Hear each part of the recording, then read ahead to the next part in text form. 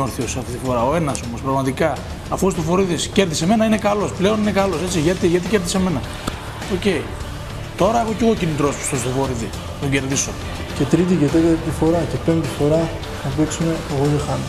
Γιάννη, αυτή τη φορά ήρθε η ώρα να ανοίξεις και να παίξουμε ξύλο. Και ποιος μείνει όρθιος.